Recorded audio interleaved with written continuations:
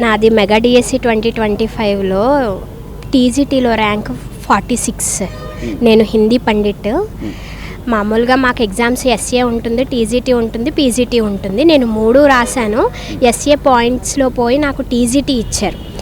నిజంగా అంటే ఒక టీచర్గా ఈరోజు రోడ్డు ఎక్కడో నాకు కూడా చాలా అవమానకరంగా ఉందంటే మాకు ఉద్యోగం ఇచ్చి మమ్మల్ని అవమానిస్తున్నారు. ఆయన ఇవ్వలేదు. పోనీ వచ్చిన ప్రభుత్వం ఏ ప్రభుత్వం అయితే వచ్చిందో ఆ ప్రభుత్వం మంచిగా ఆలోచించింది, టీచర్ పోస్టులు తీసింది. మేము కష్టపడి చదివాము. కొన్ని లక్షల మంది రాస్తే 16,000 మంది మేము సెలెక్ట్ అయ్యాము. ఆ 16,000 మందిలో నేను ఒకరిదాన్ని అయినందుకు ఫస్ట్ రోజు చాలా గర్వపడ్డాను. కానీ ఇలా సభలకు వచ్చి మేము ఎంత చదువుకున్నామో మేము చెప్పుకోవడానికి మేమే చెప్పుకోవాలి అనే పరిస్థితి వచ్చినందుకు చాలా బాధాకరంగా అయితే ఉంది. కొన్ని 7 సంవత్సరాలుగా అంటే 8 సంవత్సరాలు నేను 2018లో కూడా డిఎస్సి రాశాను. అప్పుడు మా బాబు 3 months. ఆ 3 months బాబుని పట్టుకొని అవనిగడ్డ కోచింగ్కి వెళ్ళి అప్పుడు రాశాను. అప్పుడు నాకు జాబ్ రాలేదు, ఎందుకంటే పోస్టులు చాలా చాలా తక్కువ అప్పుడు. సరే మెగా డిఎస్సి వచ్చింది కదా అనేసి చెప్పి నేను ఒక హాస్పిటల్లో డేటా ఎంట్రీ ఆపరేటర్గా పనిచేసేదాన్ని. అక్కడ ఈ నోటిఫికేషన్ పడగానే మెడికల్ లీవ్ పెట్టుకొని కోచింగ్కి వెళ్ళిపోయి 45 రోజుల పాటు నా ఫ్యామిలీకి దూరంగా ఉండి రోజుకి కనీసం ఒక 13-14 గంటలు చదివితే ఈ జాబ్ వచ్చింది. నిజంగా డబ్బులు ఇచ్చి కొనుక్కునే అంత స్తోమతే మాకుంటే 8 సంవత్సరాలు వెయిట్ చేయాల్సిన అవసరం మాకు లేదు. దట్టు ఇంకొకటి ఏంటి అంటే ఎస్ఏ జాబ్ అంటే మార్నింగ్ 9 to 4:30 ఉంటుంది. ఈ టీజీటీ జాబ్ ఏంటి అంటే హాస్టల్ పిల్లల్లో మేము ఉండాలన్నమాట. దానివల్ల మాకు మార్నింగ్ 7 to 8 స్టడీ అవర్స్ ఉంటాయి, 9 to 4:30 స్కూల్ మామూలుగా ఉంటుంది, మళ్ళీ ఈవినింగ్ 7 to 9 స్టడీ అవర్స్ ఉంటాయి, హాలిడేస్ ఉండవు. డబ్బులు ఇచ్చి కొనుక్కుంటే ఈ కష్టం అన్నీ లేని ఉద్యోగమే కొనుక్కునే వాళ్ళం కదా. ఎందుకు మళ్ళీ మాది ఈస్ట్ గోదావరి, జోన్ వైజ్ రాశాను నేను. నా సొంత జిల్లాను వదులుకొని పక్క జిల్లాకు వచ్చి ఉద్యోగం చేయాల్సిన అవసరం నాకేముంది? అయితే టోటల్గా రాంగ్ అండి. అంటే వాళ్ళ దగ్గర ప్రూఫ్స్ ఉన్నాయనుకోండి, ఇదిగోండి ఇది చేశారు, ఈ అమ్మాయికి రాలేదు ఉద్యోగం, ఈ అమ్మాయికి మీరు డబ్బులు ఇచ్చారని వాళ్ళ దగ్గర ప్రూఫ్ ఉంటే చూపించి అప్పుడు మాట్లాడాలి. అంతేకాని వాళ్ళకి నోటుకు వచ్చింది కదా అని ఏది పడితే అది మాట్లాడితే మాత్రం బాగోదు. ఇప్పుడు మెగా డిఎస్సిలో నాకు జాబ్ వచ్చింది కాబట్టి నా ఫ్యామిలీ మొత్తం, నా రిలేటివ్స్ కానీ అందరూ కూడా లోకేష్ గారికి రుణపడి ఉంటాము. ఎప్పుడు నేను టీడీపీకి తటస్థ ఓటర్గానే ఉండిపోతాను. కేవలం రాజకీయ కుట్రేనండి. నిజంగా ఒకవేళ ఆయనే ఇన్ని పోస్టులు తీస్తే అప్పుడే వచ్చేవి కదా ఉద్యోగాలు. 6,000 చిల్లరతో డిఎస్సి అన్నారు. అసలు ఆయన ఉన్నంత వరకు డిఎస్సినే నిర్వహించలేదు కదా. 6,000 పోస్టులు ఎక్కడ, 16,000 పోస్టులు ఎక్కడ అంటే పోస్టులు ఉంచి కూడా మాకు చూపించలేదనే కదా దాని అర్థం. కాబట్టి ఇది ఖచ్చితంగా రాజకీయ కుట్రగానే భావిస్తున్నాను. ఆరోపణలు నిరాధార ఆరోపణలు అండి. ఆరోపణలకు ఎలాంటి ఎవిడెన్స్ లేదు సార్. వాళ్ళు ప్రతిపక్షాలు కావాలని చెప్పి ఏదో ఒక విషయం కావాలని చెప్పి వాళ్ళు ఎలిగేషన్ చేస్తున్నారు. ఇలాంటి ఎలాంటి ఫ్రాడ్ జరగలేదు ఇందులో కూడా. మేము అందరూ కష్టపడి ఎన్నో శ్రమకు వచ్చి రాయంబల్ కష్టపడి చదువుకున్నామండి. చదువుకోబట్టే మళ్ళీ నిరుపేదలకి అవకాశం వచ్చింది. మేము వాళ్ళు అమ్మినా కొనే పరిస్థితి మాది లేదు. గత ప్రభుత్వం నోటిఫికేషన్ ఇస్తుందని చెప్పి పోగా తర్వాత ఈ ప్రభుత్వం మాట ప్రకారం ఇచ్చి ఎంతోమంది మా జీవితాలు వెలుగు నింపింది. మాలాంటి వాళ్ళు వయసు మళ్ళీపోయినప్పుడు ఎంతో ఈ మెగా డిఎస్సిలో ఆశపడి మేము ప్రిపేర్ అయ్యి మేము సాధించడం జరిగింది. ఇలాంటి సాధించి మా పనులు మేము డ్యూటీ చేసుకుంటే మమ్మల్ని మానసికంగా ఎలాంటి ఆరోపణలు చేస్తూ మమ్మల్ని మనశ్శాంతి లేకుండా చేస్తున్నాం. గతంలో 11 సీట్లను వచ్చింది, తర్వాత 11 సీట్లు కూడా వస్తారో తెలియదండి. మేము గత ప్రభుత్వం నిరాశ నిస్పృహకు లోనేమండి. డిఎస్సి కోసం ఎదురు చూసి మా సహనాన్ని పరీక్షించి పతనమయ్యారు వాళ్ళు. తర్వాత ఈ ప్రభుత్వం కోట ప్రభుత్వం మాట ప్రకారం ఇచ్చింది, వేగంగా రిక్రూట్మెంట్ ఫిల్ చేసి వాటి మీద క్లారిటీ కూడా ఇచ్చారు, గ్రీవెన్స్ పెట్టారు, అందరికి కూడా వాళ్ళకి ఎక్స్ప్లెయిన్ చేశారు, వాళ్ళకు కూడా రాని వాళ్ళకి అర్థమయ్యేటట్టు చెప్పారు. వాళ్ళు కూడా కాంప్రమైజ్ అయిపోయారు, సర్దుబాటు చేసుకున్నారు. కానీ కావాలని చెప్పి ఎలిగేషన్ చెప్పి లేని ప్రజలకు గందరగోళం గురి చేస్తున్నారు. వాళ్ళకి కనీసం ప్రతిపక్ష హోదా ఇప్పటికి కూడా రాలేదండి. కనీసం రావాలంటే కనీసం మంచి పనులు చేస్తూ వస్తుందండి. వాళ్ళు ప్రతిపక్ష హోదా కనీసం రావాలన్నా ఇలాంటి మంచి పనులకి సహకరించాలి. మాలాంటి నిరుద్యోగుల బాధ అర్థం చేసుకొని వాటికి సపోర్ట్ చేయాలి. మంచి పనులకి మీ సహకారం అందించాలండి. అప్పుడు మీకు ఓటింగ్ శాతం పెరిగిద్ది, మీరు ఇదవుతారు. కనీసం నెక్స్ట్ అయినా ప్రతిపక్ష హోదా రావాలంటే ఎలాంటి ఎలిగేషన్స్ రాకూడదు. అయినా లోకేష్ ఎందుకు రాజీనామా చేయాలి? ఆయన ఉద్యోగాలు ఇచ్చింది రాజీనామా చేయాలా? మళ్ళీ నిరుద్యోగులకి ఉద్యోగాలు ఇచ్చిండు, ఇంకా ఇవ్వబోతుండు. మీరు అడ్డు బంధం ఏంటి అంటే మీరు ఇయ్యరు, ఇచ్చే వాళ్ళు ఈయనరు. అది ఎంతవరకు కరెక్టు? నేను అనగలపాడు జెడ్పీ హై స్కూల్లో చేస్తున్నాను ప్రిన్సిపల్ మండలం. నేను social studies school student sir. నాకు 117వ ర్యాంక్ వచ్చింది సార్ డిస్టిక్లో. నాకు లాస్ట్ ర్యాంక్ సార్. ఇప్పుడు ఏజ్ పరంగా నేను చివరి ఎడ్జ్లో ఉన్నాను. నేను ఎడ్జ్లో వచ్చింది జాబ్ వచ్చింది చెప్తే నేను సంతోషపడుతున్నాను. మేము జాబులు చక్రంగా చేసుకుంటాం, మా పల్లె మేము చేసుకుంటుంటే లేనిపోని ఏదో ఒకటి తీసుకొచ్చేసి రోజుకొకటి అధికారులు క్లారిఫికేషన్ ఇస్తున్నారు, వాటికి ఎక్స్ప్లెయిన్ చేస్తున్నారు, అన్ని రకాలు చేస్తున్నారు, ప్రభుత్వం ఇస్తూనే ఉంది. అయినా కానీ వాటిని అంటే పెడచెవిని పెట్టి పదే పదే ఫాల్స్ ఎలిగేషన్ తీసుకురావటం ఇది కరెక్ట్ కాదు సార్. ఇది ఎంతవరకు సహించరాని విషయం. ఇప్పుడు ఈ కూటమి ప్రభుత్వం చేసే మంచి పనులకి ప్రతిపక్షంగా సహకరించాలి. మాది వెస్ట్ గోదావరి తణుకు నుంచి వచ్చాను సార్. నా పేరు శైలజ. నేను ఆల్మోస్ట్ 2018 నుంచి స్ట్రగుల్ అవుతుంటే 7 ఇయర్స్కి 2025లో ఈ కూటమి ప్రభుత్వం వచ్చి మెగా డిఎస్సి వేస్తే నాలాంటి ఎంతోమంది నిరుద్యోగులు ఎంతో కష్టపడి పగలు రాత్రులు నిద్ర లేక ఎన్నో కష్టాలు పడి పిల్లల్ని ఫ్యామిలీస్ని వదిలేసి వేరే ఊళ్ళకి వెళ్ళి ఒక సంవత్సరాల తరబడి మేము కోచింగ్లు తీసుకుని ఎంతో కష్టపడి మేము ఈరోజు ఉద్యోగాలు సాధిస్తే ఎక్కడో అన్యాయం జరిగిందని అది కూడా అసలు ప్రూఫ్లెస్. ఇప్పుడు నిజంగానే కనుక ఎవరికైనా సరే మన ఇంట్లోనే ఏదన్నా ఒక చిన్న ప్రాబ్లం వచ్చి ప్రూఫ్ ఉంటే ఇదిగోండి ప్రూఫ్ అని చూపించేది. అలాంటి ఇన్ని వేల మంది ఇంత కష్టపడి ఉద్యోగాలు సాధిస్తే అసలు ప్రూఫ్ లేకుండా ఒక నిరాధారణంగా అందరూ ఉద్యోగాలు అన్యాయంగా జరిగాయి, అవినీతి జరిగింది. వీరందరినీ నేను గనక మళ్ళీ ఎలక్షన్లో గెలిచి వస్తే కనుక వీళ్ళందరినీ ఉద్యోగాల్లోంచి తీసేస్తాను. అసలు అది ఎంతవరకు సమంజసం సార్? ఇప్పుడు ఎవరి దగ్గరైనా ఒకళ్ళ దగ్గర తప్పు జరిగింది చూపించాలి, ప్రూఫ్ లేకుండా అసలు ఎట్లా అంటారు సార్ ఇంతమందిని? అదే సార్, ఇంతమంది అవమానం.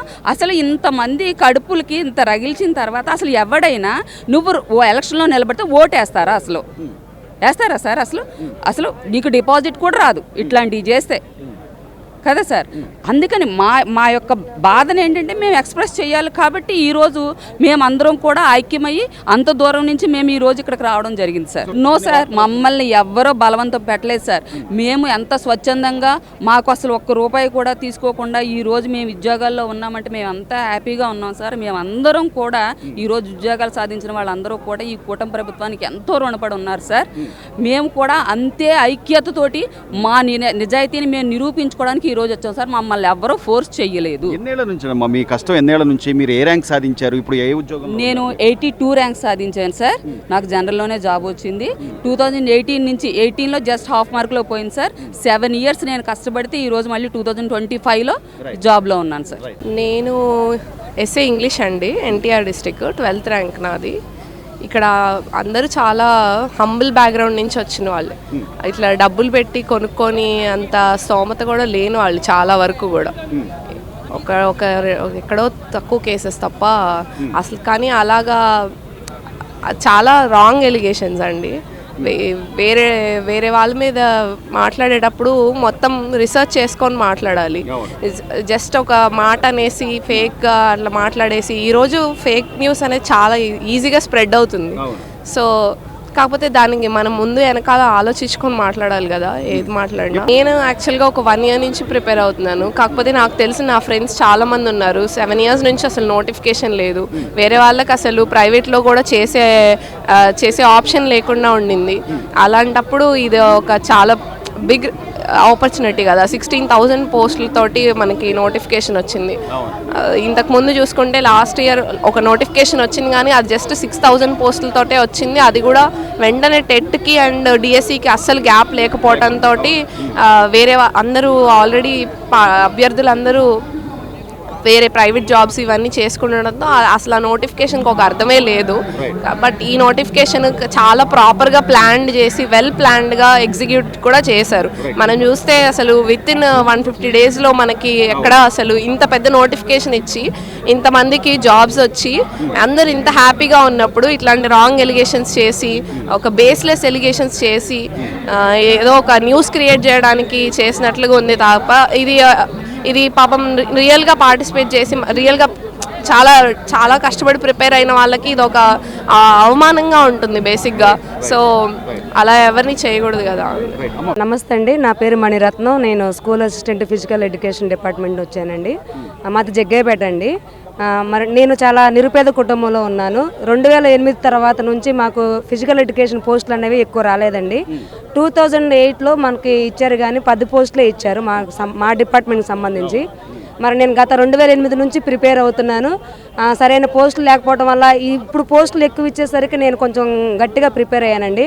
ఎందుకంటే నాకు 42 ఇయర్స్, మళ్ళీ అవకాశం పోతే మళ్ళీ వస్తుందో లేదో అన్నట్టు నేను చాలా హార్డ్ వర్క్ చేశాను, చాలా కష్టపడి చదివాను.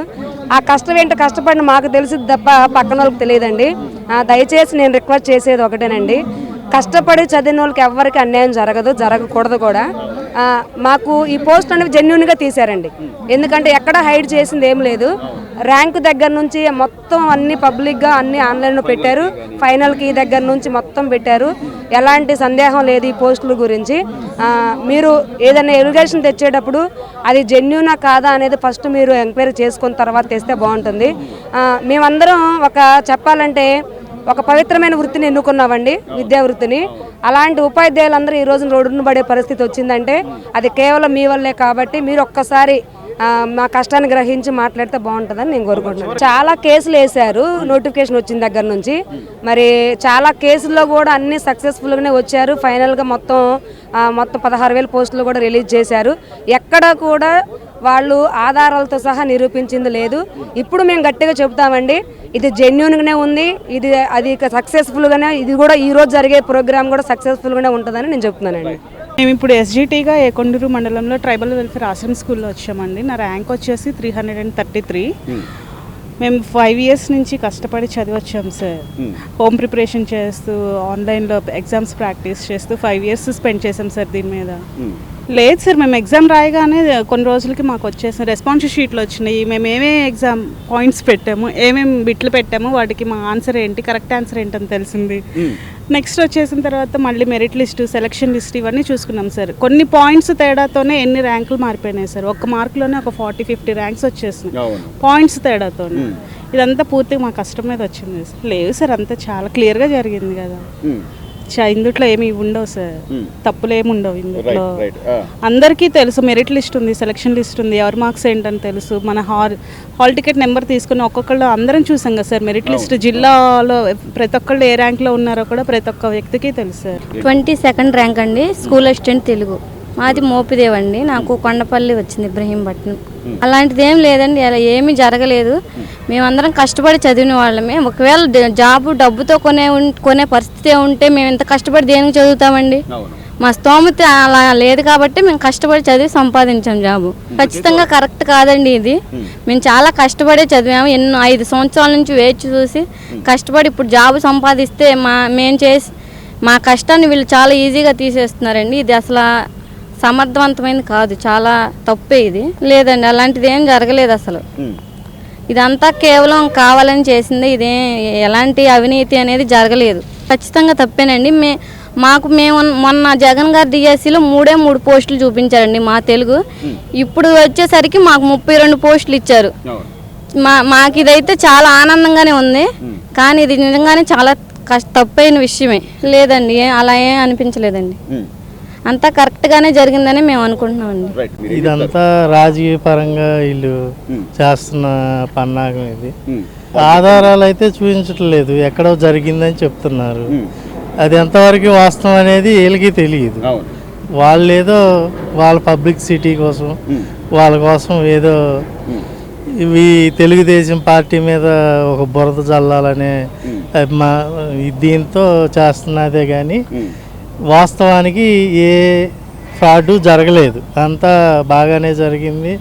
డిఎస్సి వాళ్ళు 2-3 సార్లు టెట్ వదిలేరు, కానీ డిఎస్సి లేదు. వీళ్ళు టెట్ కూడా వేయకుండా డైరెక్ట్ డిఎస్సి ఇచ్చి ఉద్యోగాలు ఇచ్చి అందరినీ ఇచ్చేసారు. దానికి మనం లోకేష్ గారిని అభినందించాలి. కరెక్ట్ కాదు కదా సార్, రాజకీయ పన్నాగాలు ఇవన్నీ. లోకేష్ గారు అయితే బెస్ట్, బాగుంది. గుడివాడ నుంచి వచ్చానండి. నాకు ఉర్దూ డిఎస్సిలో 8th ర్యాంక్ వచ్చింది. ఎస్జిటిగా వర్క్ చేస్తున్నాను విజయవాడ కార్పొరేషన్లో. నేను 3 ఇయర్స్ నుంచి కష్టపడి సాధించుకుందండి ఇది. కానీ ఇలా ఎలిగేషన్స్ చేస్తుంటే అసలు బాగోలేదండి మాకు. సో దానివల్ల ఆ ఎలిగేషన్స్ తప్పు అని చెప్పడానికి మేము ఇక్కడికి వచ్చామండి. అవును సార్, యాక్చువల్లీ మా ఫాదర్ కూడా టీచరే సార్. సో మా ఫాదర్ కష్టపడి ఆ ప్రొఫెషన్ ఏంటో దాని గొప్పతనం చెప్పి మరీ మాకు మళ్ళీ సేమ్ అదే ప్రొఫెషన్లో నన్ను తీసుకొచ్చారు సార్. సో ఇట్లా చేయడం చాలా బాధగా అనిపిస్తుంది. నేను చూస్తున్నంత వరకు మొత్తం చాలా క్లియర్గా జరిగింది సార్. అందులో నాకు ఎటువంటి డౌట్ ఎప్పుడు ఎక్కడ జరగలేదు అనిపించింది నాకైతే. ఇట్లా ఎలిగేషన్స్ చేయడం అయితే నాకు అసలు నచ్చలేదు సార్. ఫాల్స్ ఎలిగేషన్స్ చేయొద్దు, మా కష్టం ఇది, మేము చదివి మా కష్టాన్ని మేము ప్రూవ్ చేసుకున్నాము. సో ప్లీజ్ దయచేసి ఇలా చేయకండి.